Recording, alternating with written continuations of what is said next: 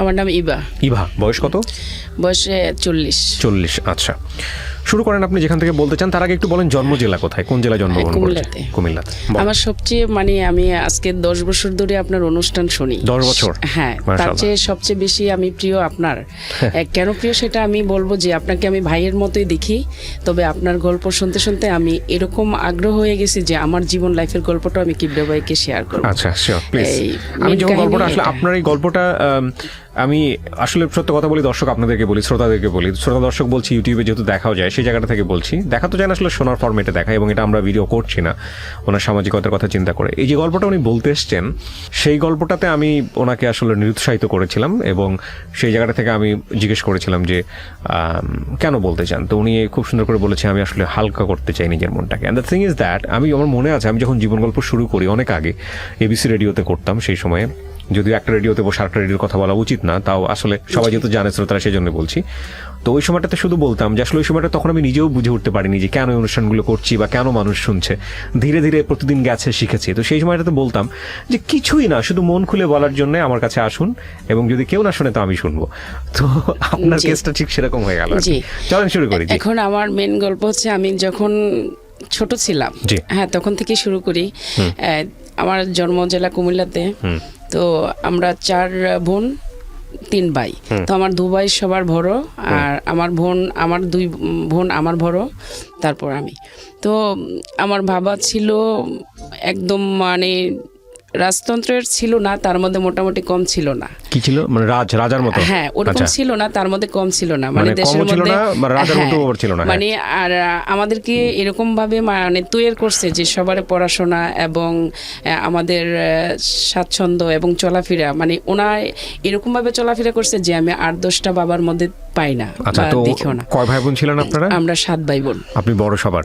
না, আমার বড় 2 বোন 2 ভাই। আচ্ছা।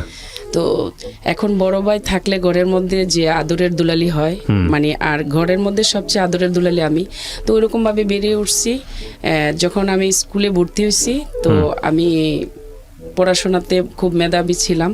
হ্যাঁ, তো স্কুলে আসা যাওয়ার সময় আমার ভাই এবং বড় আপু খুব কেয়ারফুল, আমাকে নিয়ে। চঞ্চল ছিলাম এবং ভীতুও ছিলাম। একটা অন্যায় করলে সেটা অনেকটা ভীতুর মতো কাজ করতো, যে সেটা আমি অন্যায় করছি নিজেকেই ফিল করতাম। তো এরকম করে যাক আমার শৈশব কাটলো। যখন আমি ক্লাস 7-এ পড়ি তখন আমাকে রাঙামাটিতে নেওয়া হচ্ছে। আমার বড় ভাই যাকে পরিচয় দিইনি, সে সেনাবাহিনীতে ছিল এবং মেজর ছিলেন। তো এখন আমি যখন রাঙামাটিতে চলে গেছি, ওখানে যাওয়ার পরে আমাকে ভর্তি করাবে, তো কোনো কারণে আর ভর্তি হয় নাই। চলে আসছি। চলে আসার পরে আমি গ্রামে ওখানে ছিলাম। তো অনেক হেভি লম্বা চূড়া মোটা কাটা, একদম যেরকম হয় একটা মেয়ে উপযুক্ত হওয়ার জন্য, তো হয়ে গেছি। এখন আসার পরে সবাই বিয়ের জন্য তাকাচ্ছে যে বিয়ে করাবে, আমাকে বিয়ে দিবে। তো একটা ছেলে সেনাবাহিনীতে জব করে। কোন ক্লাসে পড়েন তখন আপনি? তখন আমি ক্লাস 7-এ মাত্র। হ্যাঁ, বারন্ত ছিলেন এই কারণে? হ্যাঁ, তো ক্লাস 7-এ যখন পড়ি আমি খুব চঞ্চল ছিলাম, বৃষ্টিতে না ভিজলে নয়।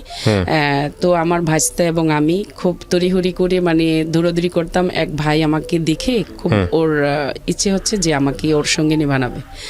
পরে আমার ভাবিকে প্রস্তাব দিল যে ওকে আমি নিব।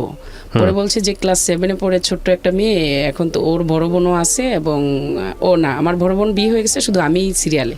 তো বলছে যে এখন আমি বলতে পারবো না, আমার শ্বশুর শাশুড়ি তারা জানে।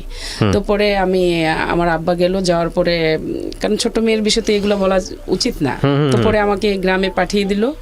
হ্যাঁ, তো তখন আমি। রাঙামাটিতে থাকতেন কেন? আমার ভাইয়ের সাথে পোস্টিং ওখানে। আপনি থাকতেন শুধু ভাইয়ের সঙ্গে নাকি সব পুরো ফ্যামিলি? না, ফ্যামিলি আসা যাওয়া করতো, আমি ছিলাম। আপনি থাকতেন ভাইয়ের সঙ্গে? ভাই তখন বিবাহিত ছিল? হ্যাঁ, ভাইস্তাও ছিল। ও আচ্ছা আচ্ছা। হ্যাঁ, তারপর এখন ওখান থেকে এসে যখন আবার ক্লাস 9-এ ভর্তি হয়েছি, এসএসসি দিব আমার কুমিল্লা থেকে, 9-এ ভর্তি হয়েছি। এখন বিয়ের গ্রামের অঞ্চল তো বুঝতেই পারছেন, এদিক সেদিক থেকে বিয়ে আসা শুরু হচ্ছে। এদিক সেদিক থেকে বিয়ে আমার ঘরে আসেনি। যে লোকটা পছন্দ করছিল ওটার নাম কি? ওর নামও আমি জানি না, কিন্তু অনেক দূর থেকে আমার ভাবির কাছ থেকে শুনছি যে ও ভাই আর্মি পার্সন ছিলেন। হ্যাঁ, আচ্ছা, সেনাবাহিনীতে জব করতে। আমাকে উনি ফার্স্টে দেখতে আসছে যে আমাকে বিয়ে করছে। ঠিক আছে। তো উনি ফার্স্টে দেখতে ওনার ভাই আসছে, আমি ক্লাস করতে স্কুলে আসছি, ক্লাসের মাঠে বসে বসে গল্প করতেছি, এমন টাইমে কেন যে আমার ভিতরে এই কথাটাই আসছে যে এখন যদি কারো গার্জিয়ান এসে বলে যে বিয়ের জন্য মানে ছেলে দেখতে আসছে, এখন আমারই আসছে ওই জায়গাতেই মানে সেকেন্ডের মধ্যে আমার আব্বা যে হাজির। তো সবাই হই হই করে মানে হাসতেছে, তোর বাবা চলে আসছে, তোর বিয়ে আসছে। আমি যা কেন যে আসছে দেখি। পরে এগিয়ে গেছি, কি হচ্ছে আব্বা? কয় তোমার মা অসুস্থ, চলো বাড়িতে। আর এন্দা মানে বাড়িতে মেহমান বসায় রাখছে, মানে আমাকে দেখতে আসছে। তো তারপর বাড়িতে এসে দেখি যে এই অবস্থা, রিক্সাতে বাজার টাজার, বলছি যে এত বাজার এত আম্মা অসুস্থ, বাসায় চলো তারপরে দেখবে। পরে বাড়িতে আসছি, আসার পরে দেখি যে তারা একদম বিয়ের ধুমধাম, ঠিক আছে।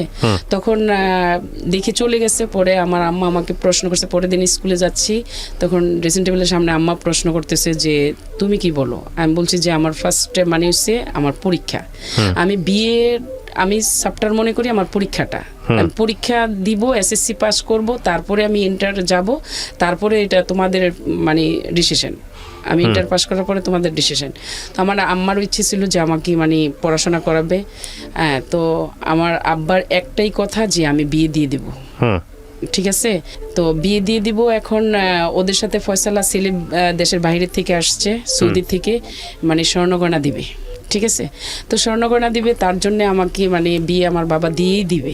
তো দিয়ে দিবে, আমার আম্মাও আমার বড় আপার বাসায় চলে গেছে, যাতে আমাকে ছাড়া তো আমার অ্যাবসেন্টে তো বিয়ে দিবে না। তারপরও আমার আব্বা কথা রেডি করে ফেলছে। এদিক দিয়ে ক্যান্টনমেন্টে আবার কোয়ার্টার পাইছে, আমার ভাই টেলিগ্রাফ পাঠাইছে যে আমি ইবাকে আর মানে আমার ভাবির কথা বলছে যে ওকে নিয়ে আসবো, আমি কোয়ার্টার পেয়ে গেছি। তো এখন আব্বা টেলিগ্রাফকে গুরুত্ব না দিয়ে বিয়া একদম ফাইনালি সেপ্টেম্বরের 5 তারিখে অলরেডি ডেট ফেলে দিছে এই 93-তে। তো বড় ভাই গেল, যাওয়ার পরে বলতেছে যে আমি তাদেরকে বৃহস্পতিবারে নিয়ে যাব।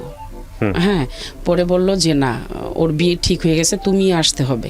কেন বিয়ে ঠিক হয়েছে মানে একটুক বাচ্চা কেন বিয়ে দেবেন? পরে আমার ভাই মানে খুব করে চলে আসছে, 1 মাসের টাইম ছিল আর কি হাতে বিয়ের। পরে বিয়ে হয়ে গেল, আমার ভাইও গেল বিয়ে টিয়ে হয়ে।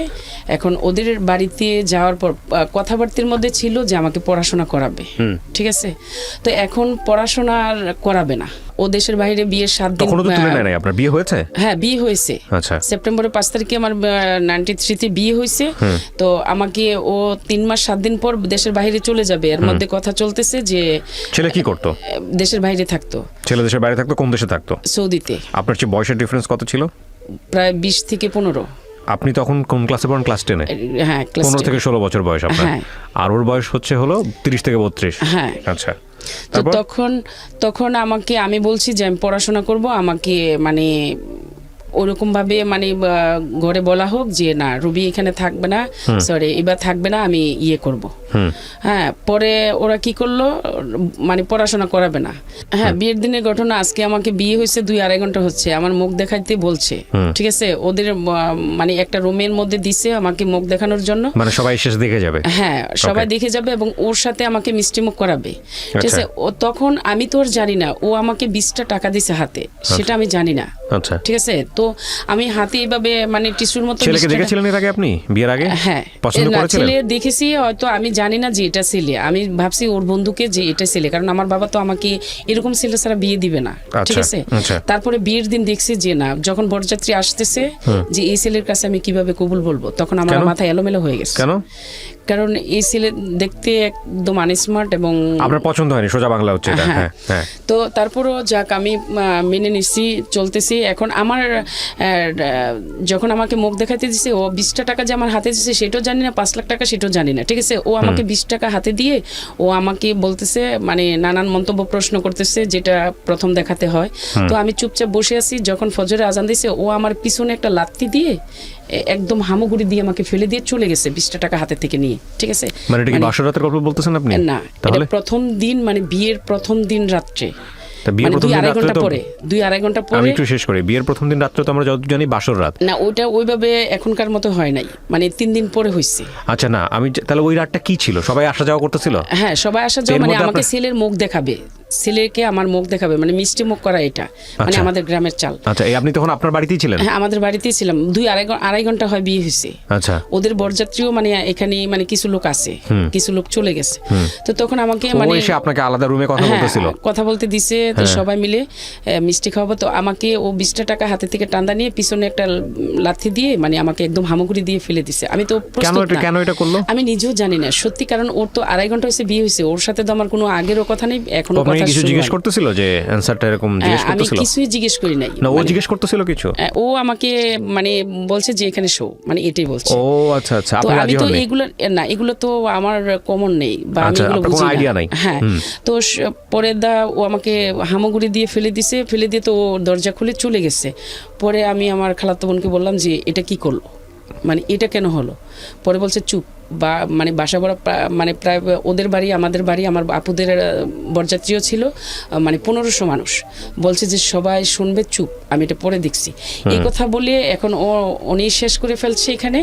তো পরবর্তীতে 3 দিন পরে মানে ওদের বাড়িতে আমাকে নিবে, ঠিক আছে? 3 দিন পরে নিবে। ওদিনকে সকাল বেলায় মানে জামাইরা একটা বাজার করে, ঠিক আছে, সামথিং বাজার করে আসছে, এসে তারপরেও আমাকে বলছে যে ও ঘুমাইতে বলতেছে আমি একটু ঘুমাবো।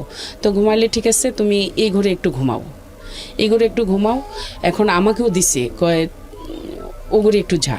তো আমি ওখানে গেছি, যাওয়ার পরে ও আমাকে, আমি খুব সুন্দর করে ওদিনকে সেজেছি, মানে একটা বাটিকের মধ্যে মিষ্টি কালার একটা কাপড় পরেছি এবং সব গয়নাটনা পরে খুব সুন্দর করে সেজেছি। তারপর উনি আমাকে আমার চেহারার দিকে না তাকিয়ে, উনি আমাকে কোনো অন্যরকম উইশ না করে, হ্যাঁ, উনি আমাকে, ওনার ওয়াইফ, উনি আমাকে জড়িয়ে ধরতে পারতো।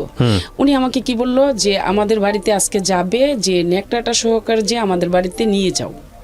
ন্যাকড়া কি জিনিস? মানে একদম ফার্নিচার থেকে ধরে টোটাল একদম মানে কিচেনের ন্যাকটা পর্যন্ত যে আমি তাদের বাড়িতে নিয়ে যাই। আচ্ছা। আমি একদম, তখন কথা ছিল যে আমরা ভেঙে ওকে নিয়ে যাব, একটা টাকার কিছু আপনারা দিবেন না, বা খরচও আমরা, বরযাত্রী খরচ আমরা দিব। তারপরও আমার আব্বা আমাকে গুলটা দিছে এবং মানে সম্মানের জন্য, এবং খানার খরচ আব্বা করছে। এখন এইভাবে বলাতে আমি একদম ভেঙে পড়ছি, আমি কান্না করতেছি।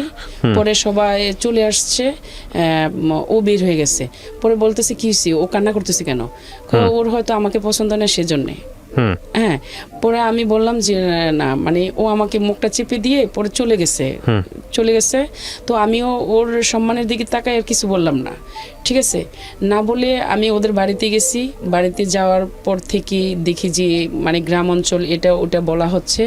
তো তারপরের দিন আমার 2 দিন পরে আবার আমাদের বাড়িতে আসছি। আসার পর মানে খুব সিনক্রেট করে যে তুমি এখন যে আমাদের বাড়িতে যাবে, তো মালামাল সব কিছু নিয়ে যাবে।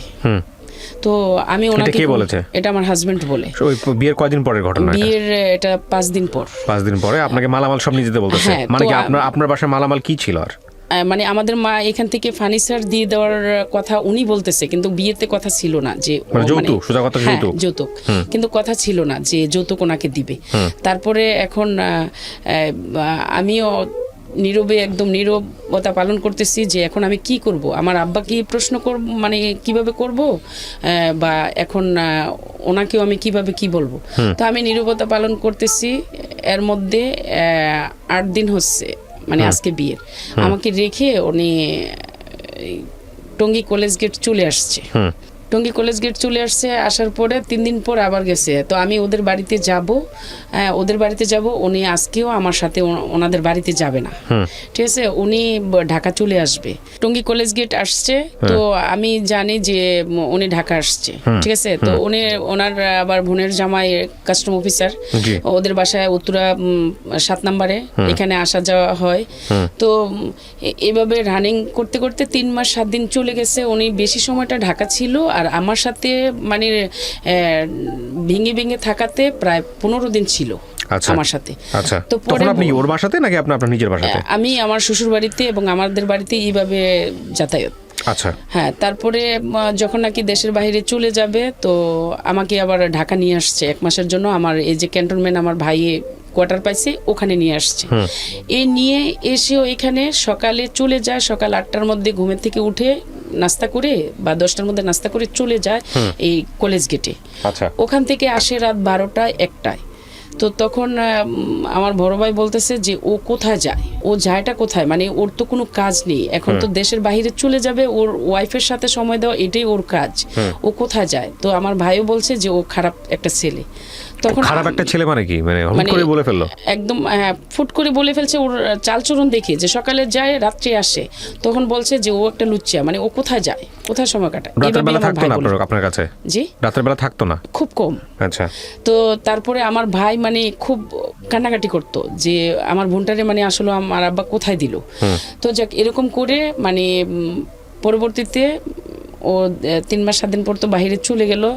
যাওয়ার পর ও আমার সাথে আর কোনো কন্টাক্ট নাই। এয়ারপোর্ট পর্যন্ত আমাকে নিয়ে শুধু একটা হাত নাড়া দিয়ে টাটাই দিয়ে গেল, আর মানে আর কোনো কিছুই না।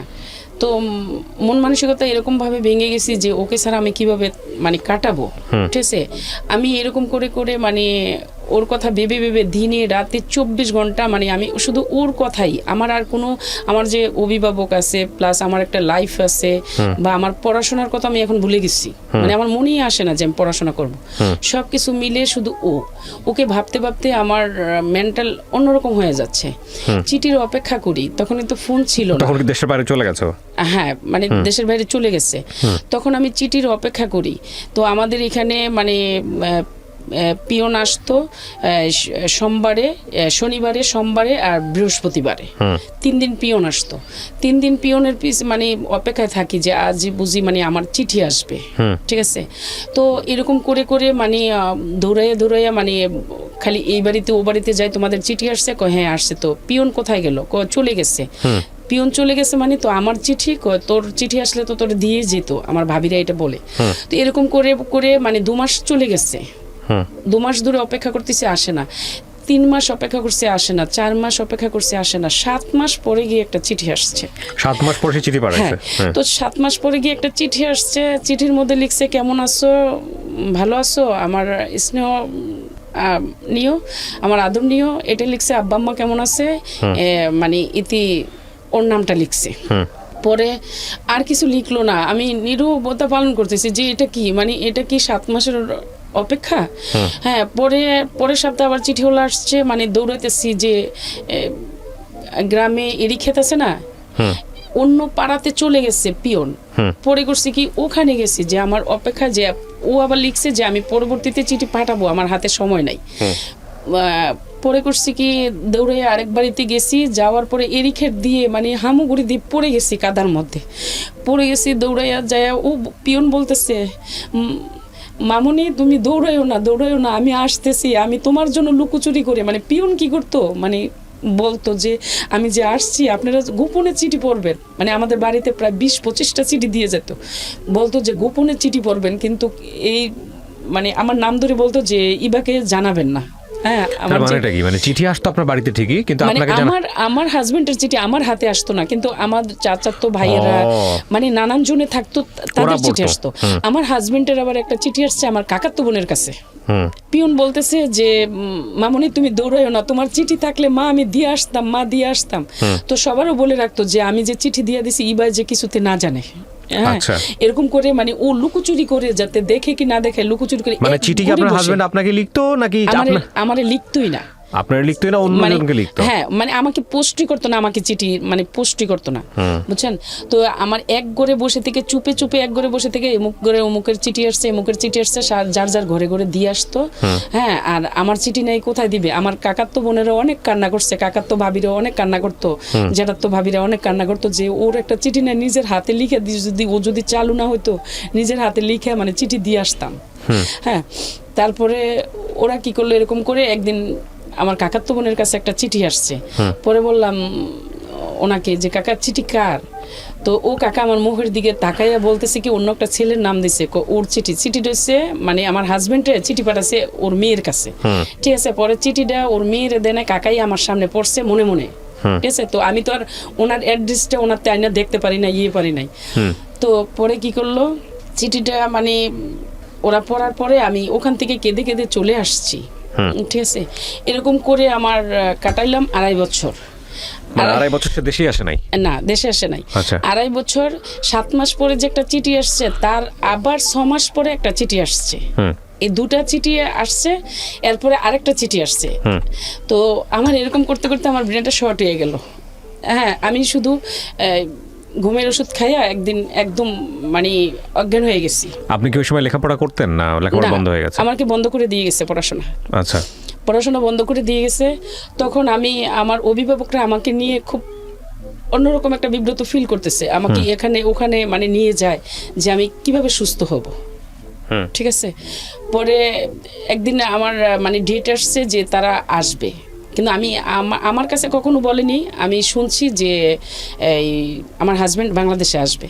তখন আমার হাজব্যান্ড বাংলাদেশে আসবে এই কথাটা শুনে আমি যে কি আনন্দেতে আমি সবারে বলে বলে বেড়াইতেছি যে দেখো এখন আমার সুদিন আসছে, মানে আমার হাজব্যান্ড চলে আসবে, তোদের আসবে চিঠি আর আমার আসবে হাজবেন্ড, মানে এভাবে। তো সবাই বলে যে আরে পাগল রে পাগল, মানে ওর এখনো মানে লজ্জা শরম বলতে কিছু নেই, আর ছোট অল্প বয়সে মানে ওর এখনো কোনো ঘৃণা আসে না যে ওর হাজবেন্ড কেন ওকে চিঠি লিখে না, ওর কোনো ঘৃণা মানে আসে একদম না। অল্প বয়স ছিল যেটা বলে। তারপরে ও কি করলো, ওরা মানে ও আসছে, মানে সত্যি আমাকে জানে না, আর আমিও মানে ওর ভাই বোনও আমাকে বলে নাই যে ও আসবে। আমি আশায় বসে আছি সারাদিন, আমার পুকুর কাটে বসে বসে দেখতেছি যে আমার শ্বশুর আসবে বা আমার বাগিনারা কেউ আসবে আমাকে নিতে।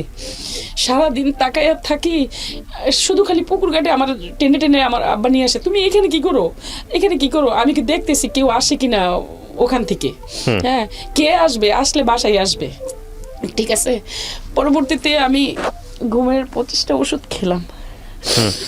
25টা ওষুধ খেয়ে মানে আমি পড়ে গেছি। আমার কাকাতো বোনেদের মানে ওষুধ কেন খেলেন, সুইসাইড করবেন? মানে আমি আর বেঁচে থাকার মতন আমার আর দারুণ ক্ষমতা লাগতেছে না, মানে আমার আর মনের মধ্যে কোনো সুস্থির পাচ্ছি না যে আমি কিছু হয়ে গেলে ভালো। ওকেও পাচ্ছি না, মানে ওর আসবে আসাটা আমার জন্য মানে খুব অন্যরকম একটা ইয়ে লাগতেছে। পরে ঘুমের ওষুধ খেয়ে আমি অজ্ঞান হয়ে গেছি।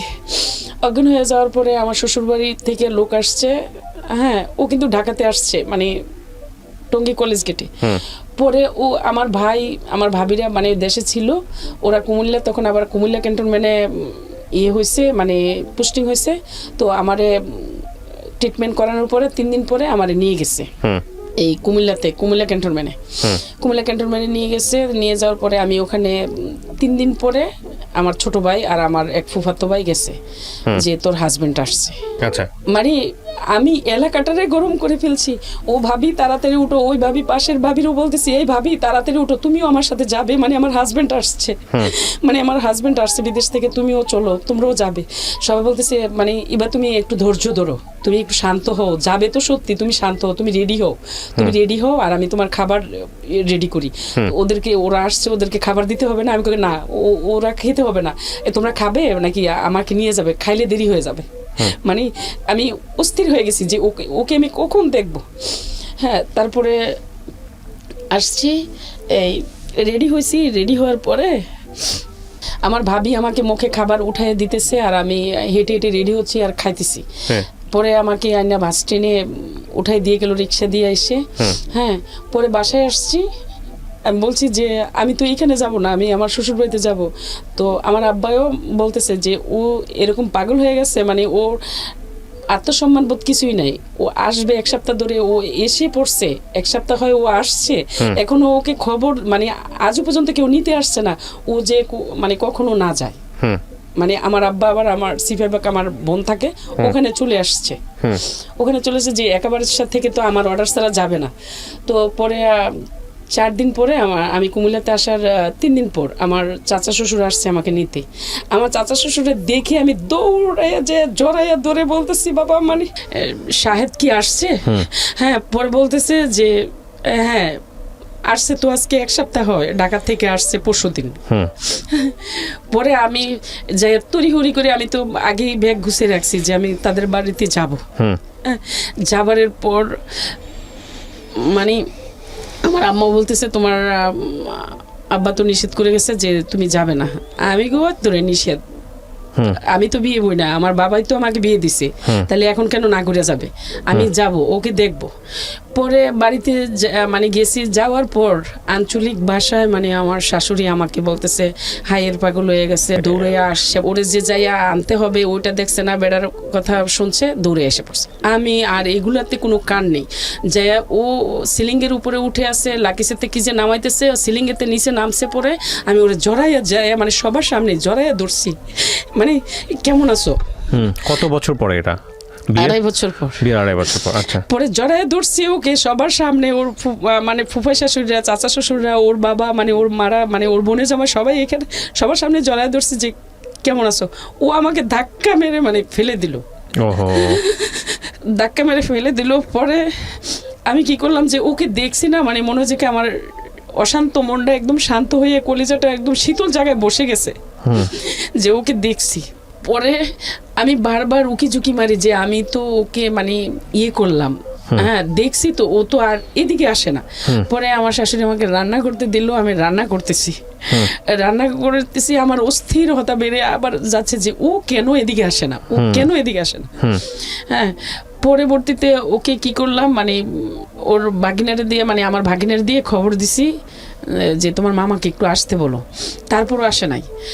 ঠিক আছে, পরে রাত্রে 10:30 বাজে খেতে গেছে, 10:30 10টার মধ্যে খেতে বসছে। পরে ও আমার দিকে একবারও তাকায় না। পরে কাঁঠালের বিচি দিয়ে আমার শাশুড়ির সামনে আমি ওর উপরে ঢিল মারতেছি যে উনি আমার দিকে তাকায়। ও কাঁঠালের বিচিগুলো নিয়ে পকেটে রাখতেছে। পরে ও নিচে নুয়ে মানে নিচের দিকে তাকিয়ে খেয়ে চলে গেছে পাশের রুমে। চলে যাওয়ার পরে আমি কান্না করতেছি যে এ কি, মানে ও তো পাগলের মতো যে এক্সপেক্ট করছিলাম সেই এক্সপেকটেশন মিলতেছে না। হ্যাঁ, পরে ও যে 3 দিন মানে ওর 1 সপ্তাহ হয়ে আসছে, আইসা কলেজ গেটে মানে 3-4 দিন ওর মামির সাথে মানে রিলেশন ছিল ওর মামির সাথে, তো ওগুলো জানছি, ও তখন এগুলো জানা হয়ে গেছে।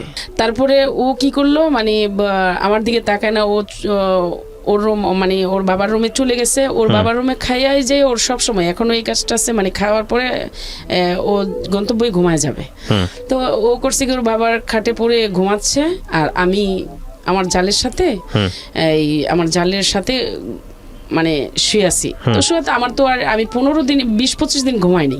হ্যাঁ, শুয়ে আছি, শুয়ে আমার বুকের যন্ত্রণা এমনটা ভাবে বাড়তেছে যে মানে ও আসেনি, সেটাই ছিল এগিয়ে আসবে, আর এসে যা দেখতেছি সেটা অনেক ভয়ঙ্কর রকম। মানে ও ওই রুমে ঘুমাচ্ছে আর আমি এখানে, রাত 2:30 বেজে গেছে।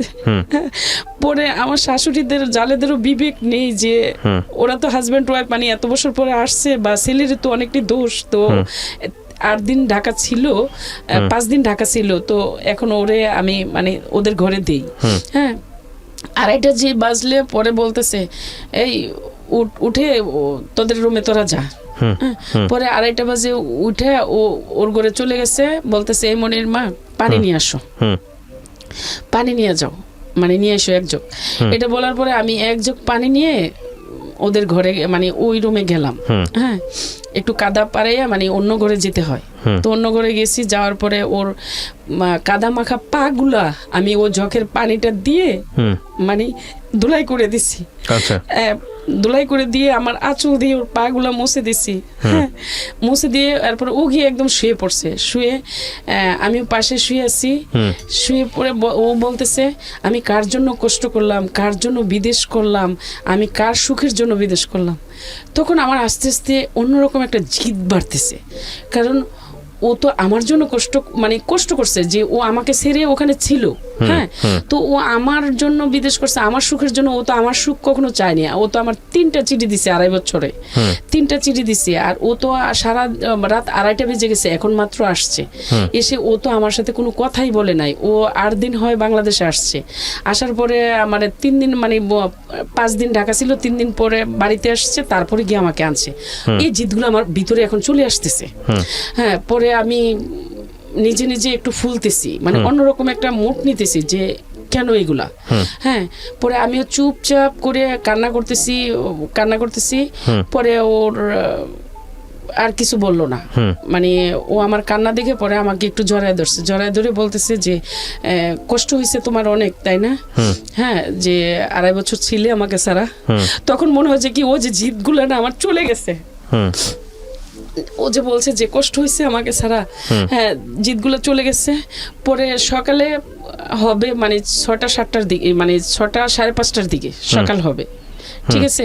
ও আমাকে যখন 2:30 বাজে গেছি না, 3টার সময় আমাকে ও পুকুর ঘাটে নিয়ে গেছে। 3টা বাজে পুকুর ঘাটে নিয়ে গিয়ে পরে বলতেছে, পুকুর ঘাট থেকে বাসায় এনে বলতেছে ও ঘুরে চলে যাও। তো আমি ওই ঘুরে চলে যাব, ওর সাথে প্রতিবাদ করার মতো মানে মন মানসিকতা আমার নাই এবং সাহসও নেই। পরে আমি ওই ঘুরে চলে গেছি, ওই ঘুরে চলে গিয়ে আমার শাশুড়ি মানে দরজা ধাক্কাইতেছি, দরজা খুলতেছে না। তো আমি চুপচাপ করে মানে এই যে ওটাতে বসে আছি। পরে নামাজের জন্য লোক যেতেছে, দেখতেছে আমাকে, আমার নিজেরও একটা খারাপ লাগতেছে যে আমি এখানে বসা, মানে মানুষে কি ভাববে। হ্যাঁ, পরে বলতেছি মা একটু দরজাটা খুলেন না, আজান দিয়ে দিতেছে, একটু দরজাটা খুলেন, নামাজ পড়বেন না। পরে দরজা খুলছে, খোলার পরে কয় তুমি এত সকালে আইসো? সকালে আসছো এটা বল না, কয় তুমি কি আইসা পড়ছো কেন? পরে আমি যাইয়া ওই আমার জালের খাটে আমি শুইয়া ঘুমাইতেছি, ঠিক আছে না, কাজকর্ম করছি সকালবেলা, যা যা কাজ থাকে। যৌথ পরিবার ছিল, মানে সবাই মিলে একসঙ্গে থাকতো? হ্যাঁ, মানে আমার বড় যা, যে যার কথা বলতেছি, ও যা সিলেট ছিল, এমনি বেড়াতে আসছে, দেবর আসছে শুনে আসছে, আর যৌথ পরিবারই মানে ছিল। তো এখন সকালবেলা যা যা কাজ করার কাজ করতেছি, ও 10টা বাজে ঘুম থেকে উঠে আসছে। হ্যাঁ, 10টা বাজে এসে ওর মতো গোসল টোসল সেরে মানে ওর মতো ও আছে, ঠিক আছে? তো আমার আর খবর নেই। ও সকালবেলা আবার পাশের গ্রামে মানে বিশাল বড় হাট, ওখানে চলে গেছে। ওখান থেকে রাতে দুপুর 3টা-3:30টার দিকে আসছে। হ্যাঁ, সকালের মানে ভাত খেয়ে চলে গেছে। তো এখন দুপুরে কোথায় খাবে? আমি তো খাই না, মানে সকালেও খাই না, ও আমাকে বলে নাই যে নাস্তা খাইছো বা খাবে কিনা, ও আমার সাথে দেখাই করে না। তো আমার এমন ওরে দেখে খিদাও নাই। পরে আমি দুপুর 2:30-3:30 বেজে গেছে, তাও আসে না। আমি অপেক্ষা করতেছি যে ও আসবে, কখন খাবে। হ্যাঁ, তো আসছে, এসে আমার শ্বশুরের রুমে, শ্বশুরের খাটে মানে ঘুমিয়ে গেছে। এরকম করে হ্যাঁ গেল 1 সপ্তাহ। 1 সপ্তাহ পরে আস্তে আস্তে একটু ফ্রি হওয়ার চেষ্টা করতেছি যে ওর সাথে আমার মানে আমি যে হাহাকার করছি ওকে ছাড়া, মানে ওর অ্যাবসেন্সে যে আমি কতটা কষ্ট পাচ্ছি সেটা আমি তো জানি, আমাকে ছাড়া তো তৃতীয় ব্যক্তি কেউ জানে না। বলতে গেলে ভালো লাগার পুরুষ বলতে গেলে জীবনে প্রথম ওই, এর আগে কখনো আমি এর আগে মানে ছেলে একটা মেয়ের জীবনে আসে সেগুলো আমি কিছুই জানি না। আচ্ছা, this is a very important point, এগুলো একটু খেয়াল করবেন। হ্যাঁ, তারপরে আমি ওকে মানে এটা বলি ওটা বলি, হ্যাঁ ও হ্যাঁ মানে এটাই আমার সাথে এরকম। আপনি যেটা বুঝতে পারছেন, আপনি একটা বুঝতেছেন যে ওকে আপনি যেভাবে চাচ্ছেন ও সেরকম না। আপনি ওকে অনেক ভালো আপন করে চাচ্ছেন, কিন্তু ও আলটিমেটলি ওর মধ্যে আপনি নাই, এর জিনিসটা আপনি বুঝতে পারছেন। হ্যাঁ, তারপরে ও কি করলো মানে এইভাবেই কথা বলে। আর ও আমার জন্য কিছু গুল্ট আনছে, ওই গুল্টগুলো ওর মার হাতে দিছে, তো ওর মা আমাকে দেয় না। তো বলতেছে আমি তোমার জন্য কিছু গুল্ট নিয়ে আসছি, এটা আম্মার কাছে দিছি, তো আম্মা তো এখন একটু ব্যস্ত, পরে দিবে। তাই আমি সমস্যা না, আমার গুলটা চাই না, আমি চাই তোমাকে, মানে তুমি আসছো সেটা আমার জন্য মানে সম্পূর্ণ চাওয়া পাওয়া। আমি গুলটা দিয়ে কি করবো, আগের গুলটাই তো পড়ি না। তো তারপরও দেখি যে ও ইমোশনাল হয়ে আমাকে একটা কিছু বলে না। আমি অনেকটা বোকা ছিলাম, এখনো ওইরকম বোকাই, সরল মনের মানুষ আমি।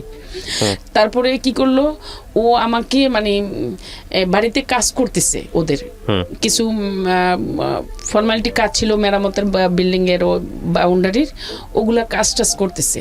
তো আমার পাশের গ্রামে লোক আইনা মানে এই টাঙ্কি, তারপরে ওয়াশরুম, কিচেন এগুলা মানে তৈরি করতেছে ঘরের বাউন্ডারি। তো ওদের সামনে মানে সারা দিন আমি কাজ করতেছি, সকাল মানে 3টা বাজে প্রতিদিন কন্টিনিউ, মানে ঘড়ির বেল দিয়ে আমাকে 3টা বাজে উঠায় পুকুর ঘাটে নিয়ে ওখান থেকে এনে তারপর এই কাজ করাবে। হ্যাঁ, সকাল মানে রাত 3টা থেকে আবার 12টা 1টা বেজে যায়, 1:30 বেজে যায়। আমি ওর সাথে রাত্রে মানে আধা ঘন্টা 20 মিনিট সময় পাই। হ্যাঁ, তখন ও কি করে সারাদিন কাজ করে, তো ওই ছেলেরা দেখতেছে, মানে মিস্ত্রি ছেলেরা প্রায় 7 জন ছেলে, ওরা দেখতেছে। আবার ওর আমার রিলেটিভের মধ্যে পড়ে ওরা, আচ্ছা হ্যাঁ, আমার এক কাজিনের মানে দেবর বাসুর ওরা। তো এখন ওরা কি করছে যে সবাই ভাবতেছে যে এই কি এমন একটা সুন্দর, মানে আমি সুন্দর কিনা জানি না, ওরা যেটা বলছে এমন একটা সুন্দর বউ রাইখা মানে ও সারাদিন কোথায় থাকে আর বউরে এক সেকেন্ডও সময় দেয় না, ওরা বলা বলি করে, ঠিক আছে। তো একদিন করছে কি, আমার এমন মানে মাথা ব্যথা, বমির বেগ, আমি রান্না করতেছি, এখন পড়ে গেছি, এই বটি দিয়ে মাছও কাটতেছি, রান্নাও করতেছি, ঠাস করে পড়ে গেছে। হ্যাঁ, পড়ে গেছি এখানে। কারণ আজকে 20-25 দিন ধরে কোনো ঘুম নেই আমার, খাবার দাবার নেই। আমি মানে আলটিমেটলি ও টেনশন।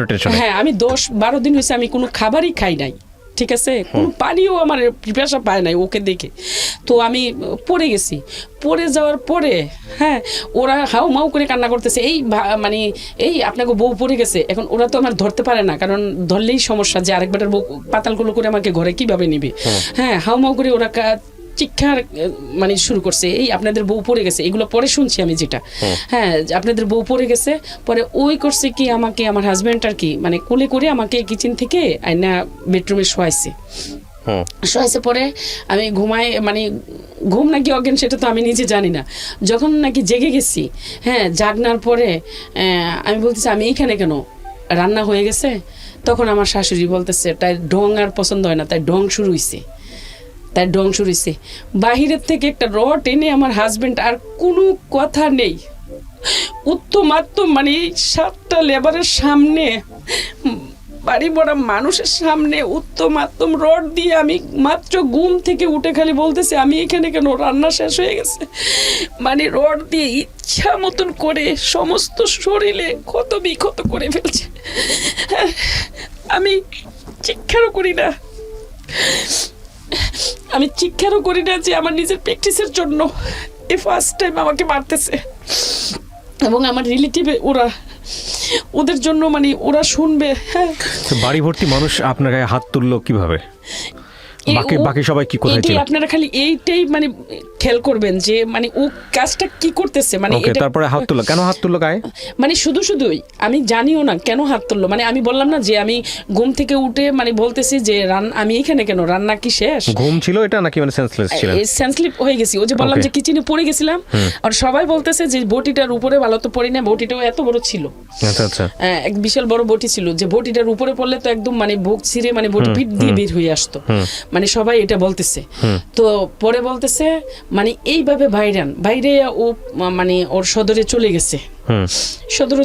আমি উঠে ওর বাড়ি খেয়ে উঠে পরে কিচেনে ও যে ওদের রান্না বান্না করে যে মানে রান্নার হান্ডি পাতিল, তার মধ্যে লেবারদের খাওয়াইছে, এই প্লেট বাড়ি এইগুলা মানে আমি মাজতেছি, ঠিক আছে, এগুলা মাজতেছি মেজে, তারপরে বাউন্ডারিতে পানি দিতেছি, পিড়াতে পানি দিতেছি।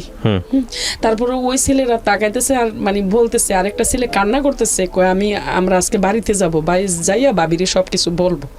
পরে যাইয়া ওরা ওদিনকে বলছে আমরা আজকে মানে আজকে কালকে পরশুদিন 3 দিন কাজ করব না, আমরা বাড়িতে যাব।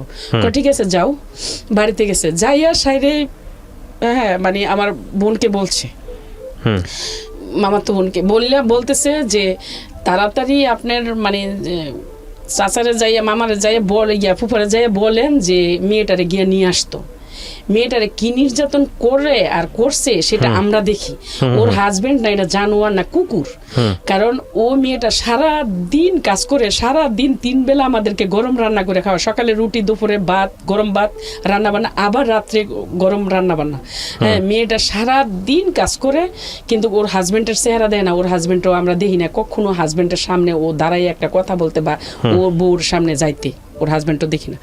তো ওরা করছে কি, বলার পরে আমার মামাতো বোনে আসছে আমাদের বাসায়, আইসা বলতেছে মানে আমার আম্মারে, ফুফুগো মানে যদি রুবিরে বাঁচানোর হয়, মানে এবারকে বাঁচানোর হয় তাহলে তাড়াতাড়ি আপনারা ইয়েতে যান, মানে এবার শ্বশুর বাড়িতে যান, যাইয়া গিয়া নিয়ে আসেন। পরে বলতেছে কি হইছে মা? কয় এমন অবস্থা। আমার মামাতো বোনও কান্না করে, ইয়েরও কান্না করে। পরে আমার আব্বা গেছে, যাওয়ার পরে আব্বা বলতেছে তোমারে নিতে আসছি। বাবা গেছে? হ্যাঁ। তো আমি বলছি যে এখন কি যাওয়া সম্ভব? যাব না, কারণ এখন কাজকর্ম বাড়িতে আর যাব না, আর ও যদি যায় তাহলে আমি যাব। তো ওকে আপনি কেন বললেন এরকম বাইরে খাওয়ার পরে? ও এরকম মার খাওয়ার পরে মানে আপনি এটা কেন বললেন বাবাকে? আপনার তো চলে আসা উচিত ছিল। ও আমি চলে আসার উচিত, আমি তো ওর ভাত খাইতেছি আর ও তো আসছে, মানে আমার তো ফার্স্ট টাইম মারছে, আমি কিভাবে চলে আসবো? এটা আপনার নিজে থেকে আসছে নাকি পরে আপনাকে বোঝাইছে ও? না, আমার নিজের থেকেই। নিজের থেকে হ্যাঁ, আসছে। ও আমার সাথে তো কথাই বলে নাই, মানে 3 দিন পর্যন্ত কথাই বলে নাই। আচ্ছা, তারপর 3-4 দিন তারপর পরে ওর আমার সাথে সব সময় রাগের একটা খুব ছিল। কেন ছিল জানি না, কি যৌতুকের জন্যই ছিল নাকি ওকে কোনো কারণে কেউ ঘুরাইয়া রাখছে সেটাও জানি না আদৌ পর্যন্ত। হ্যাঁ, তারপরে ও কি করলো, মানে ওকে যা বলছে আমার আব্বার সাথে খারাপ ল্যাঙ্গুয়েজ, মানে খুব কড়া মিজাজে বলছে যে না যাওয়া যাবে না, আপনার মেয়েকে নিয়ে যান। তখন আব্বা বলছে জামাই যাবে না, মানে তুমি যাবে, তোমার নিয়ে যাব। মানে আব্বা যে এগুলো শুনছে সেটা তো আর আমি জানি না। হ্যাঁ, তো আমাকে নিয়ে যাবে। পরে আমি বলছি যে না আমি যাব না। কয় না তুমি এখানে থাকলে মারা যাবা। আমি কিসের মারা যাব? কয় তোমারে এরকম এরকম করে নাই। আমি কই না। কে বলছে আপনাকে? কয় আমরা সব শুনছি, সব শুনছি। পরে আমি যাই নাই। পরে ওর আবার পরের সপ্তাহে আসছে, আসার পরে গেছি, যাওয়ার পরে আমার মা জড়ায় ধরে কান্না করতেছে, আমার দেখতেছে কোথায় মারছে কোথায় কিসছে। আমি এগুলো তোমরা কোথায় থেকে শুনছো? কয় ওই আপার কথা বলছে যে ও আয়সা সব কিছু বিস্তারিত বলছে। আর তুমি কি নির্যাতন সইতেছো, হ্যাঁ সবই আয়সা বলছে, সব এই মিস্ত্রিরা দেখে আয়সা মানে তোমার আপার কাছে বলছে। পরে ও কি করলো, কাজ শেষ, ছুটি আনছে 6 মাসের, ঠিক আছে? তো ও ইন্দোনেশিয়ার মেয়ে ওখানে রেখে আসছে, সেটা তো আমি বাংলাদেশ থেকে জানি না। তো ও ইন্দোনেশিয়ার মেয়ে রেখে আসছে, ওখানে ছুটিটা কাটাবে, ঠিক আছে? তো ও 1.5 মাস ছিল। এর মধ্যে ও আমাকে এইভাবে দেখায়, আমার কাজ শেষ থাকা শেষ। কিবরিয়া ভাই হাতটা এইভাবে এরকম করে, আমার কাজ শেষ থাকা শেষ। তখন আমি বলতেছি তুমি তো 6 মাসের ছুটি নিয়ে আসছো, তো তোমার কাজ শেষ থাকা শেষ মানে অন্তত তুমি তো 6 মাস না থাকো 5 মাস থাকবা। হ্যাঁ, তুমি আমার আর কত মানে কষ্ট দেবা, তোমার ছাড়া আমার আর সম্ভব না থাকা, তুমি আর যেতে পারবা না। হ্যাঁ, পরে ও কোনো পাত্তাই দেয় না। পরে ও কি করলো, মানে কাজ শেষ থাকা শেষ, ও টিকিট মানে ফাইনালি করতেছে। ও কি করলো, মানে চলে যাবে। আমি ওকে কিছুতেই মানে আমার হ্যাঁ ভালোবাসা দিয়ে আপ্যায়ন দিয়ে মানে ওকে কিছুতেই আমি ধরে রাখতেও পারতেছি না। মানে ওর কখনো আমার সাথে 5 মিনিট সময় কাটানোর জন্য ওর সময়ও হয় না। হ্যাঁ, পরে আমি আরেক বিব্রত পড়ে গেলাম যে এ কি, মানে আমার যেটা ধারণার বাহিরে হয়ে যাচ্ছে, এটা এই কি আমার লাইফটা, মানে এরকম কেন? আমার ফিউচার তো এইভাবে গড়ার কথা ছিল না, অন্যরকম ভাবে আমি গড়ার ইচ্ছে ছিল। তারপরে ও কি করলো, মানে টিকিট মিকেট ওকে করতেছে। এর মধ্যে আমার 10 দিন বা মানে 8 দিনে আমার সাথে ছিল, আর বাকি সময়টা ওর কলেজ গেট ওর মামানির সাথে ছিল, ঠিক আছে? পরে ও সৌদি থেকে আসার সময় মানে সিডি ক্যামেরা নিয়ে আসছে, মানে সিটি নিয়ে আসছে। মানে আগে যে সিডি ভিডিও ক্যাসেট দেখতো না, বড় ক্যাসেট গুলা, ওই ভিডিও নিয়ে আসছে, মানে কি কি হাবিজাবি ওগুলো নিয়ে আসছে যে মানুষের যে ছবি দেখতে পারে, ওগুলো নিয়ে ওর কিছু ছবি নিয়ে আসছে ওর মামানির বাসায়। ও এগুলো 1 সপ্তাহ নিয়ে দেখছে, ঠিক আছে? এই নেগেটিভ শব্দগুলো মিউট করবেন। হ্যাঁ, তো পরে এগুলা ওখানে সময় কাটার আমাকে এসে সেই মানে মিজাজ দেখায়, পাউটি পায় প্রতিটা রাত, যেটা ভুলে গেছি বলতে। যেদিন আসছে ওদিনকে আমার হ্যাঁ মানে 3:30টায় তো আমাকে মানে 3টায় তো আমাকে বের করে দিছে। আর আরেকটা সময় গেছে আধা ঘন্টার মধ্যে আমার পায়ে টিপাইছে, প্রায় 25 মিনিটের মতো পা টিপায় ও ঘুমিয়ে যায়। পরে যাক মানে যে হলো, তো এরকম করে প্রতিদিন 1.5 মাস আমাকে পায়ে টিপাইছে। ওর সাথে মানে যেই সময়টা কাটাই, রাত 12টায় 1টায় যাইয়া যে সময়টা কাটাই, মানে ওর মায় দিনের বেলা সারাদিন ব্যস্ত রাখে কাজ দিয়ে, আর ও রাতের বেলায় মানে ওর মায় রাত 12টা পর্যন্ত আমাকে কাজ দিয়ে ব্যস্ত রাখে, আর ও আমাকে যে সময়টা যাবে ও করে পাও টিপাবে। তো আস্তে আস্তে পাও টিপি, মানে এরকম করে পাও টিপি ও ঘুমায় যায়। আর সারা রাত্র ওর পায়ের নিচে যেতটুকু সময় পাই পায়ের নিচে পড়ে পড়ে কান্না করি। তো আমার দাদি শাশুড়িরা পাশের ঘর থেকে আসে, হ্যাঁ ওকে বলে, এই তুই কি মরে গেছোস, তুই কি মরে গেছোস? আমরা পাশের ঘর থেকে ঘুম ভাঙ্গে এসে পড়ছি, আর তোর বউ এইভাবে কাঁদতেছে, তোর খবর নাই? হ্যাঁ, টিনের মধ্যে এসে বাইরে বাড়ি করে। তো পরে হ্যাঁ কিসে তুই মরে গেছস, তোর বউ তোর ঘরের মধ্যে কান্না করে, আমরা পাশের ঘর থেকে ঘুম ভাঙে এসে পড়ি, আর তোর খবর নাই? হ্যাঁ, তো আমি জীবন দিয়ে কান্না করলাম, জীবন দিয়ে মানে কাজ করলাম, ভালোবাসলাম, কিন্তু তার বিনিময়ে আদৌ পর্যন্ত কিছু পাইনি। তো এরপরে কি করলো, ও চলে যাবে, চলে যাবে। পরে সিডি কয় আমার মামা মানে মামানির বাসায়, তো মামানির বাসায় ওখানে নিয়ে রাখছে। ওরা বলতেছে যে তোর মামানির বাসায় কেন? কয় আমি আনছি মামানির জন্য সিডি।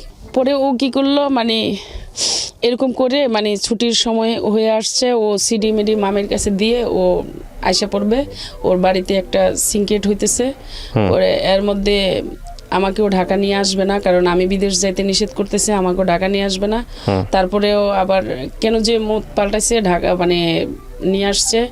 আনার পরে আমি যেদিন ওর ফ্লাইট ওদিনকে সকালবেলায় আমাকে কাপড় আয়রন করতে দিছে। তো আমার তো এখন কাপড় আয়রন করার মন মানসিকতা না, ওকে কিভাবে ধরে রাখবো, ওর ফ্লাইটটা আমি কিভাবে মিস করবো, আমার কল্পনা হচ্ছে ওইটা, ঠিক আছে। তো ও কি করছে মানে ওর শার্ট মানে পুড়ে ফেলছি, শার্ট পরে ফেলছি। তো আমি ওর বোনকে বলতেছি, দেখেন আপু আমাকে মানে এটা দেওয়া কি ঠিক হয়েছে, মানে ওর শার্টগুলো তো ওখানে যাই আয়রন করতে পারতো, বা আমার এখন মন মানসিকতা ভালো না, এখন ওর কাপড়টা যে পুড়ে গেছে ও আমার এসে ঠাস করে গালে একটা বসায় দিছে। মানে কথায় কথায় গায়ে হাত তুলতো? হ্যাঁ একদম কথায় কথায় মারতো, গায়ে মানে হাত বসা দিছে, মানে চলে যাবে। এই যে এখন এই শার্টটা আয়রন হইলে পরে মানে খাবার দাবার সব কিছু শেষ, চলে যাবে এখন, ঠিক আছে। তো গালে বসা দিছে। পরে আমি বলতেছি যে এখনো কি এটা মানে দরকার ছিল? হ্যাঁ। পরে ওর মনে করে যে তোর কি মানে এটা উচিত হয়েছে? পরে ও আমাকে এয়ারপোর্ট নেবে না, ঘর একটা রুমের মধ্যে একটা বেডরুমে আটকায় পিছন দিয়ে সিটকানি লাগায়া ওই এয়ারপোর্ট চলে গেছে। আমি হাও মা উপরে কান্না করতেছি যে আমি এক সেকেন্ড শুধু তো কথা বলবো, মানে এভাবে কান্না করতেছি বলতেছি। পরে ওরা আমার মায়ের সিটকানি খুলে দিছে মতন ও তো এয়ারপোর্টে চলে গেছে। আমি মেন গেট আবার লক করে রাখছে বাহির দিয়ে, মেন গেট যাতে যেতে না পারে, হ্যাঁ না যেতে পারি। আমি করছি কি বেলকনি দিয়ে লাফ দিছি, বেলকনি দিয়ে লাফ দিয়ে একদম গ্যারেজে পড়ে গেছি। গ্যারেজে পড়ে গেছে যে যাতে আমি ওর কাছে চলে যাব, মানে এয়ারপোর্টে চলে আসবো, মানে চলে যাবেন ওর সাথে। হ্যাঁ। পরে কি করলো মানে আমার মা মানে হাউমাউ করে কান্না করে, পরে আমার মা আমাকে জড়ায় ধরে নিয়ে এই 4 তলার উপরে উঠাইছে। পরে আমি তো মানে পরেও দেখেন মরি নাই, গ্যারেজে পড়ে গেছে তারপরেও মরি নাই। মানে আল্লাহ যদি তখন আমাকে মৃত্যু দিত, আমার জীবনের লাইফের মানে অনেকটি করুণ কাহিনী আমি হয়তো আর ঘটতো না। তারপরে ও চলে গেছে, চলে যাওয়ার পরে আর কোনো চিঠিপত্র নাই, কিছু নাই। ওর বোনকে বলে গেছে যে আমি যাওয়ার পরে ওদের বাড়িতে দিয়ে দিবেন, ঠিক আছে। তো এখন ওর বড় বোনকে বলতেছি, যেটা এয়ারপোর্টে আছে উত্তরাতে থাকে, ওকে বলতেছি যে আপা এই কাজ করে গেছে, এখন আমি আপনাদের বাইরের বউ থাকবো কিনা, হ্যাঁ বা কি করব সেটা আমি ডিসিশন নিব। আমি বাড়িতে যাই, আমার অভিভাবকের সাথে আমি ডিসিশন নিব আমি কি করব। পরে বলল এই আমি এখন ফাইনালি সব শুনতেছি, ঠিক আছে। আমার ননাসে বলতেছে যে বাইরবো আমি তোর অ্যাবসেন্টে আমি ওকে বলছি যে তোর এই বউ মানে যেই ধরনের কাজ তুই করছস, তোর এই বউ মানে হয়তো টিকবে কিনা দেখিস। বউ যাবে কোথায়? ও যে মামির সাথে চলাফেরা করে, আবার মামির আইনা আমার ননাসের জামার যেদিনকে ফ্লাইট থাকে নাইট ডিউটি থাকে, ওদিনকে বোনের বাসায় না মামির মানে এক রুমে থাকে। তো এগুলো আমার ননাসে দেখে তো ওকে শাসন করছে, বলছে যে এই অবস্থা, তুই মানে তোর বউ মানে দেখ হাতে ঠেললে মানে লক্ষ্মী ফালাস না। তো বলছে বউ যাবে কোথায়, মামি চলে যাবে, বউ যাবে না। এইটা আমার একটা ননাসে আমার কাছে বলছে, বাইরে বউ আমি আমার বাইরে অনেক বুঝাইছি, অনেক বলছি, আমার বাইরে বউ বলছে, বাইরে বলছে বউ যাবে কোথায়, বউ থাকবে মানে মামি চলে যাবে। তো এখন তোমার ডিসিশন। কারণ ও তো জানে, ওর বাইয়ের চালচলনটি তো জানে, সেজন্য আমার উপরে ডিসিশন দিয়ে দিছে। তারপরে আমি ঢাকা থেকে কুমিল্লা চলে গেলাম, যাওয়ার পরে তাদের বাড়ি থেকে আমি এরকম একটা মানে শক্ত হইতেছি, ঘৃণায় মানে আমি কেমন যে হয়ে যাইতেছি এখন। তো পরে আমি আমাদের বাড়িতে গেছি, আমার শ্বশুর বলে যে যাওয়া যাবে না। আমি যাওয়া যাবে কিনা না যাওয়া যাবে সেটা আমার ব্যক্তিগত ব্যাপার, আপনার ছেলের ভাত আমি খাবো কিনা সেটা আমার ইচ্ছে, আমি আপনাদের এখন কেউ না। যদি আমাকে দরজা আটকাইয়া যখন তারা ফ্লাইট করে মানে চলে যেতে পারছে, তাহলে ওর আর আমার কি দরকার। হ্যাঁ। পরে আমাদের বাড়িতে আসছি, আসার পরে আমার মাকে বললাম, মানে আমার বাবা মার একসাথে বসাইয়া বললাম যে দেখো তোমরা একটা ডিসিশন নাও, কারণ এই ছেলে দিয়ে আমার লাইফ যাবে না, এই ছেলে দিয়ে আমার সংসার হবে না। কারণ আপনি বললেন হ্যাঁ আমার বাচ্চা কাচ্চা হয়নি, এখনই আমার একটা ফাইনাল ডিসিশন যাওয়ার একটা সময়। তো আমার মা বলতেছে যে পরে নিয়ে আবার আফসোস করো। ওই কথাটা আমার আদৌ পর্যন্ত আমি ধরে রাখছি যে আমার যে কখনো আফসোস করতে না হয় যে আমি কেন আগের স্বামীর ভাত খাইলাম না। ঠিক আছে, ওইটা মাথায় রেখেছেন। হ্যাঁ, আচ্ছা, আমার বাবা পছন্দ করে বিয়ে দিছে আর আমার মার এই কথাটা আমি মনে রাখলাম, কারণ আমার কষ্টটা কিন্তু কেউ দেখলো না। হ্যাঁ, আমার মাকে আমি বললাম যে এই ছেলে দিয়ে আমার সম্ভব না সংসার করা, আমার এখনো বাচ্চা কাচ্চা হয় নাই, তোমরা ডিসাইড করো। তখন আমার মা প্রশ্ন করলো যে মা আবার নি কখনো আফসোস করো? হ্যাঁ, তখন বলছি যে আলহামদুলিল্লাহ আর কখনো আফসোস করবো না, আমি তোমার কথাটা মাথায় রাখবো। হ্যাঁ, পরে আস্তে আস্তে আমার মেন্টালি অন্যরকম হয়ে যাচ্ছে, মানে আমি কষ্টে ওর জিদগুলা, তখন আমি এরকম ভাবে আবার বুদ্ধি নিছি যে আমি যদি অন্য ছেলের সংসারে চলে যাই তাহলে তো ওর প্রতিশোধগুলো আমার আর নেওয়া হবে না। তো আমি ওর সংসারে থেকে আমি ওর পাল্টা জবাবগুলো আমি দিয়ে দিব। ঠিক আছে, পরে আমি কি করলাম, মানে আর এগুলা মাথা থেকে জেরে ফেলে দিলাম। ফেলে দেওয়ার পরে আমি একদিন আমার একটা খারাপ সিচুয়েশন তৈরি করতে চাইছে আমার শাশুড়ি। তো এটা আমার ননাসকে আমি ফেস করছি, ঢাকা আসছি, এসে ওকে অনলাইনে আমি এই যে টিএনটি লাইন থেকে ফোন দিছি, ফোন দিয়ে ওকে জানাইছি। জানানোর পরে বলছে যে আমি 1 সপ্তাহের মধ্যে আসতেছি, তুমি তোমাদের বাড়িতে চলে যাও। তো আমি আমাদের বাড়িতে চলে যাবো কেন, তুমি তো আমার বলছো যে তোমার মার পা ধুয়ে পা টিপে খেতে হবে, তো তুমি এইভাবে তুমি যদি কাউকে লেলিয়ে দিয়ে রাখো, তোমার মাকে বলে এই অধিকার দিয়ে রাখছো তোমার মা এই, তাইলে আমি এইভাবেই তোমরা এইভাবে চাইলে আমি এইভাবেই খাবো। কয় না, তুমি তোমাদের বাড়িতে যাও, আমি আসতেছি। পরে আসছে, মানে 10 মাস পরে আর কি, মানে 3 মাস পরে এই ঘটনা মানে ঘটাইতে চাইছে। 10 মাস পরে, মানে 10 মাসের মধ্যে চলে আসছে। আসার পরে এই একই কাহিনী। আমার মেন হচ্ছে বাচ্চা হয়নি, তো আমার বাচ্চা নেওয়ার আগ্রহটা ওকে দেখাইছি, ও বাচ্চা নিবে না। ঠিক আছে, 10 মাস পরে যখন আসছে বাচ্চা নিবে না, আমি লুকাইয়া ওষুধ খেয়ে বাচ্চা কনসিভ করছি। এই বাচ্চাকে নষ্ট করার জন্য অনেকটাও চাইছে। ওর মামির সাথে এমনভাবে রিলেশনে জড়ায় গেছে, ও কিছুতেই আমার কাছে ফিরে আসবে না। ঠিক আছে, এগুলো আর কেউ জানতো না আপনি ছাড়া? হ্যাঁ, সবাই জানতো, ওর অভিভাবকরা সবাই জানতো। তো মামির মামা ছিল না? হ্যাঁ, এটা নিয়ে অনেক মামলাও হয়ে গেছে। মামলা বলতে কে মামলা করছে?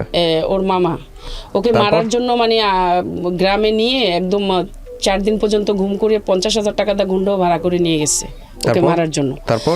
তারপরে ওখান থেকে মানে বের হওয়াটা। মামিকে ডিভোর্স দেয়নি কেন? হ্যাঁ, মামিকে ডিভোর্স দেয়নি। মামির ক্লাস 10 এ পড়ে বাচ্চা, তখন আমার বয়সী মামি। এইজন্য ডিভোর্স দেওয়া যাবে না? মামিকে ডিভোর্স দিলে মানে ওরা চাইছে মামায় যে তোর ঢাকার জমি আমার নামে লিখে দিবি, আমার ওয়াইফের নামে লিখে দিবি, নাইলে ইয়ে করবো। তারপর আপনি যখন জানলেন, আপনি তখন কি করলেন? আমি তখন মানে হতাশ, আমার কাহিনী তো হওয়া শুরু হচ্ছে, মানে হতাশ। কি করলেন আপনি? হতাশের মধ্যে, না আমরাও হতাশ আর কি আপনার অ্যাক্টিভিটিস দেখে। হ্যাঁ, বলেন। মানে হতাশ যে এই অবস্থা, মানে ওখান থেকে বের হওয়া যাবে না। তখন আমার বাচ্চা কনসিভ করার পরে আমার সাথে ও কোনো যোগাযোগ নাই, আমাদের বাড়িতে আসে না, আমার বাড়িতে রাখছে সবসময়। বেশিরভাগ ও বাংলাদেশে থেকে আমাদের বাড়িতে রাখতো, আর বিদেশ থাকাকালীনে ওর মার সেবা আমার করাইতো। তো এখন বাংলাদেশে এসে ওর মামিরে নিয়ে সারা দিন রাত 24 ঘন্টা সময় কাটা। ওর মামিরে নিয়ে সপ্তাহের মধ্যে একদিন আমার কাছে আসে, আইসা মানে খুব ব্যস্ততা। হ্যাঁ, আর ওর মামির কাছে থাকে। এরকম করতে করে বাচ্চা ডেলিভারি হয়েছে সিজারে। ঠিক আছে, সিজারে হয়েছে আজকে মানে 3 দিন না, আজকে 2 দিন। মানে হসপিটালে শুধু আমার মা আর আমি তো সিজারের মধ্যে এখানে আমার সেলান চলতেছে, আর আমার বেবিটারে দেখার মতো শুধু আমার মা। তো আমার মায়ও এখানের কালচার কিছু বুঝতেছে না। তো ও কি করলো, মানে আজকে রাত্রে মামির কাছে চলে গেছে। আমাদেরকে হসপিটালে রেখে মামির কাছে চলে গেছে।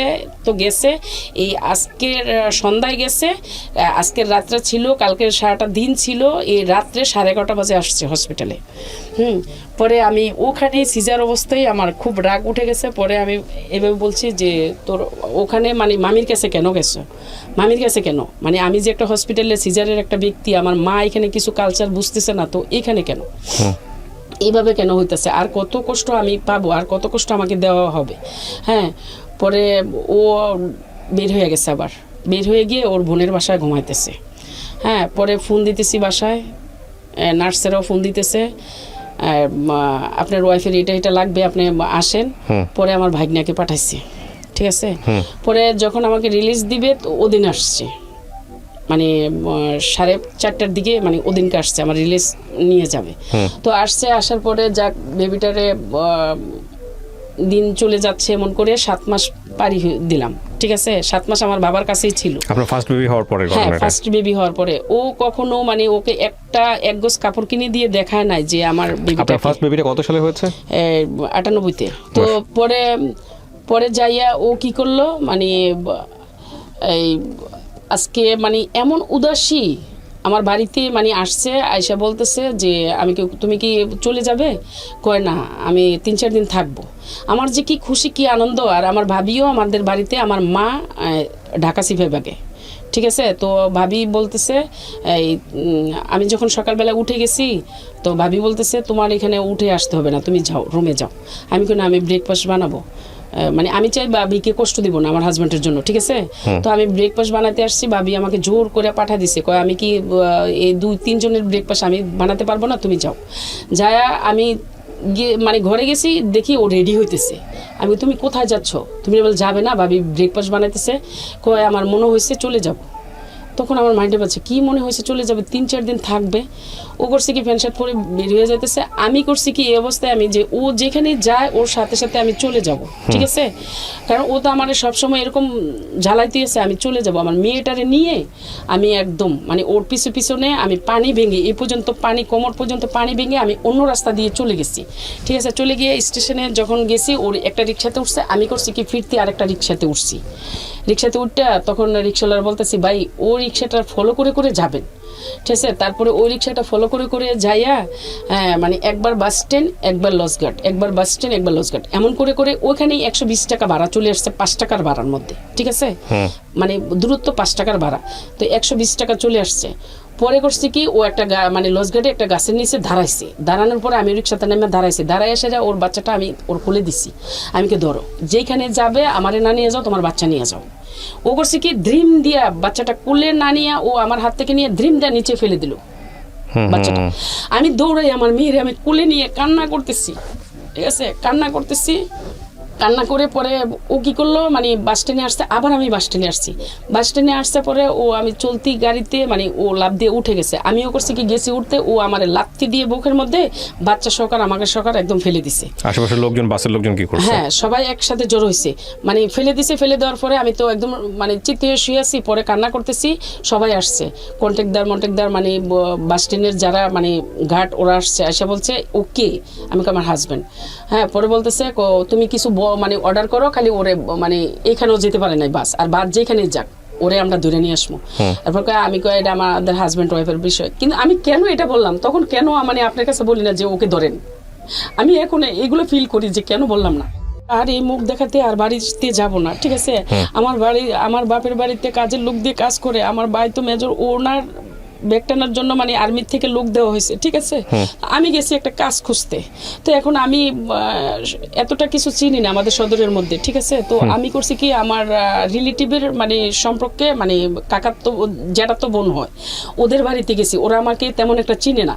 তো আমি যে স্কুলে পড়াশোনা করছি, তো ওই আফুর মেয়েরাও ওই স্কুলে পড়াশোনা করছে, ওই খাতিরে আমার দেখে ফেলছে, ঠিক আছে, আফুর মেয়ে। তো আমি বলতেছি আপনাদের বাসায় কি কাজ আছে? কয় না, আমাদের তো কাজের লোক নাই। আমি আপনাদের যদি কাজের লোক থাকে তাহলে আমাকে শুধু ভাত দিলেই হবে, আমার বাচ্চাটারে মানে খাবার দিলেই হবে, আমারে দিতে হবে না, আমি অনেক পরিশ্রম করব।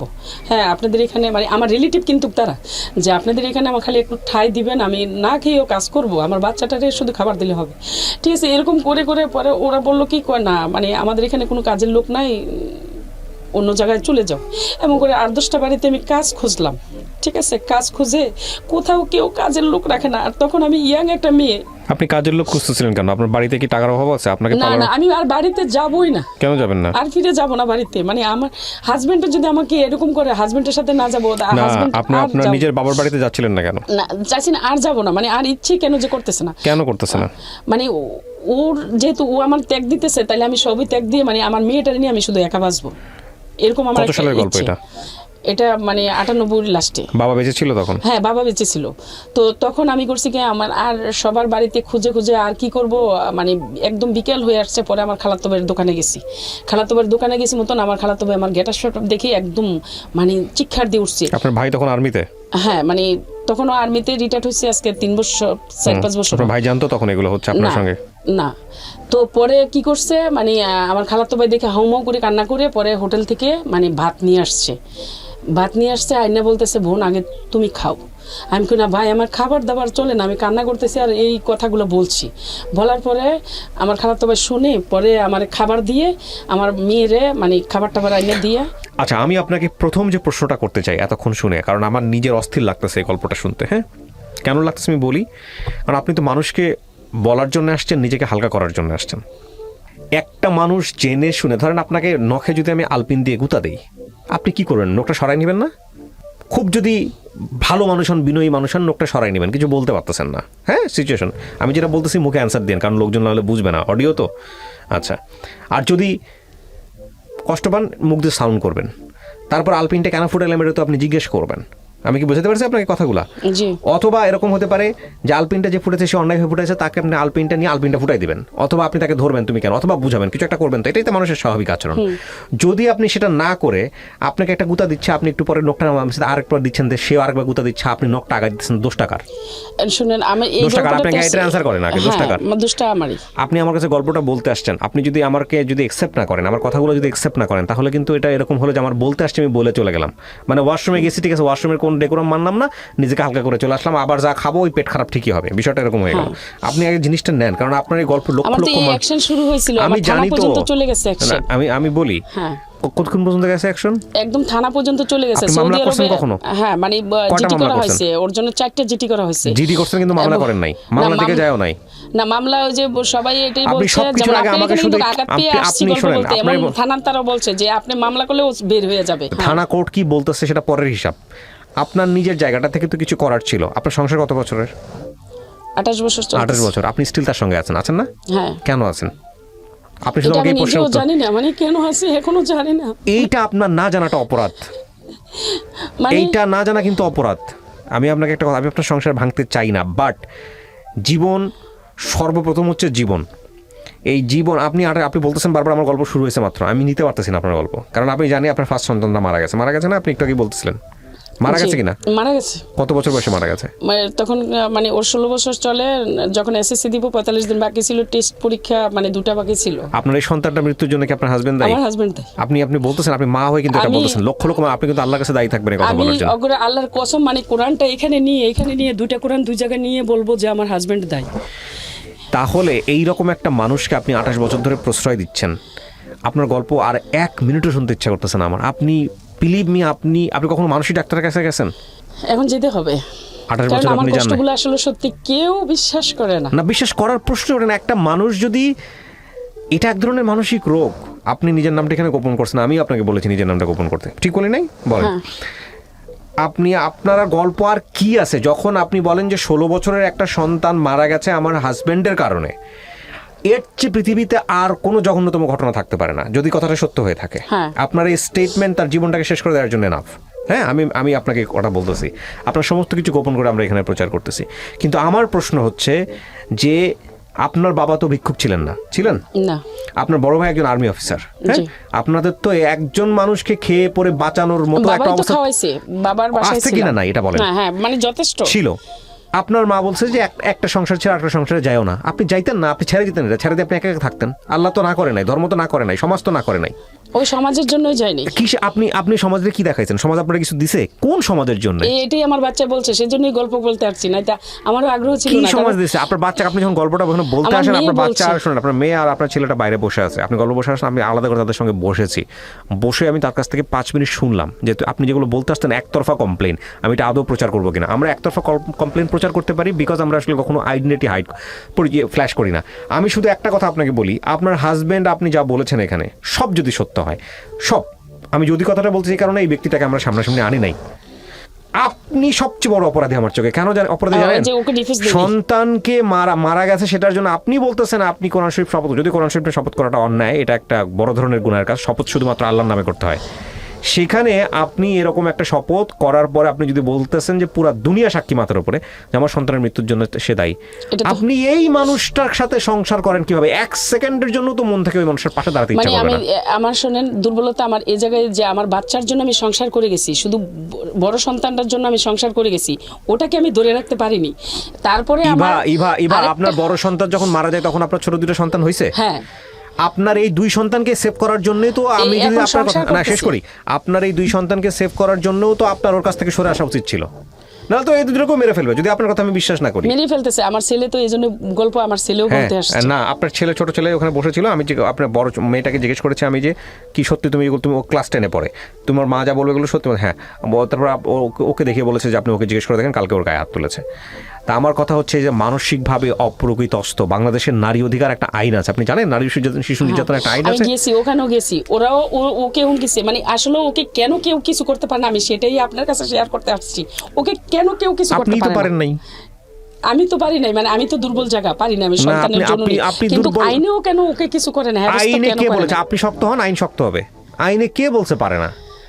আইনে আপনি উইক, আপনি 28 বছর ধরে নিজের উইকনেস দেখাইছেন, ওকে দুর্বলতা দেখাইছেন, এবং ও বুঝে গেছে যে একে আমি যাই কিছু করি না কেন আমাকে ছেড়ে কোনোদিন যাবে না।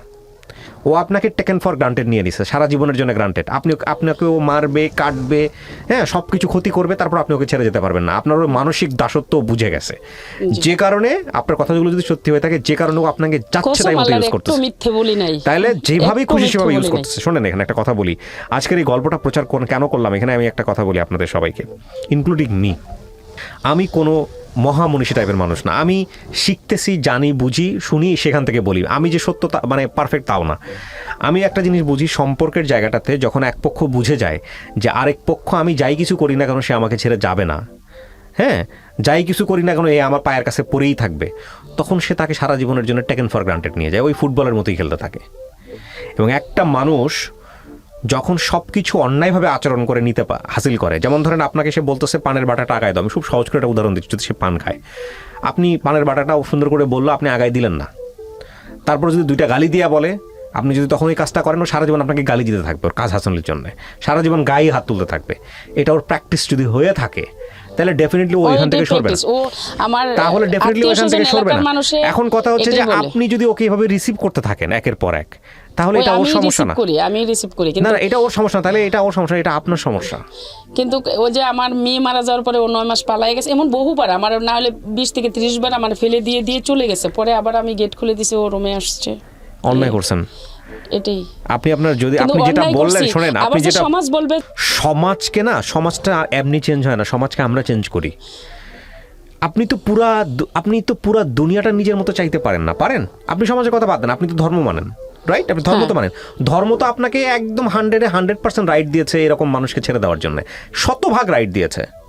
আপনি যেটা বললেন সেটা যদি সত্য হয়ে থাকে, আপনাকে আপনি তার সঙ্গে থাকতে পারছেন, কোনো রিজন দেখাতে হবে না, আপনি পরের দিনে ছেড়ে দিতে পারেন। একটা ছেলেকেও যেভাবে অধিকার দিয়েছে, একটা মেয়েকেও সেভাবে অধিকার দিয়েছে, যদিও আল্লাহর কাছে সবচাইতে মানে অপছন্দের কাজের মধ্যে একটা। ওর মিথ্যে কথা অনেক বলে, বুঝছেন? আপনি ওর মধ্যে কোনো কমপ্লেইন করেন না, আপনি শুনেন আপনি ওর এগেইনস্ট আর কোনো কমপ্লেইন করেন না, কারণ আপনি যেগুলো বলতেছেন এতে ওর গুনাহ হালকা হচ্ছে। আমি শুধু আপনাকে একটা কথা বলি, সেটা হলো যে আপনি সমাজ কি বলবে এইটার মুখের দিকে তাকায় আপনি আপনার সন্তানটাকে মেরে ফেললেন, আপনিও তো দায়ী এটার জন্য।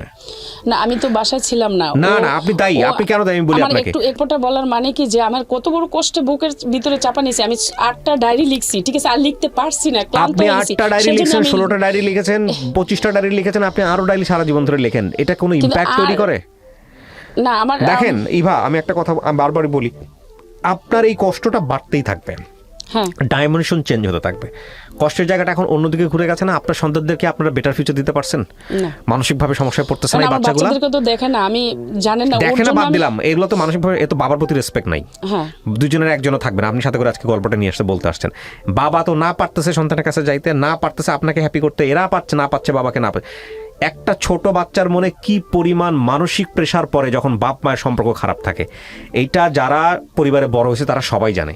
একটু মনোমালিন্য হলে মনে হয় যে পুরো দুনিয়াটা অন্ধকার হয়ে গেছে, সেখানে বছরের পর বছর, মাসের পর মাস আপনার বাচ্চারা এরকম দেখতেছে, আপনারা কি মনে করতেছেন যে একটা সুন্দরভাবে বড় হচ্ছে? ডেফিনেটলি বড় হচ্ছে না। তাইলে আপনি যদি বাচ্চাকে বেটার ফিউচার দিতে নাই পারেন, তাইলে আপনি বুঝলাম আপনি তাহলে আপনারা কি করতেছেন? আপনি দেখেন, আপনি যদি বাচ্চার কথাই মনে করেন তাহলে তো ওর কাছ থেকে সরে আসা উচিত।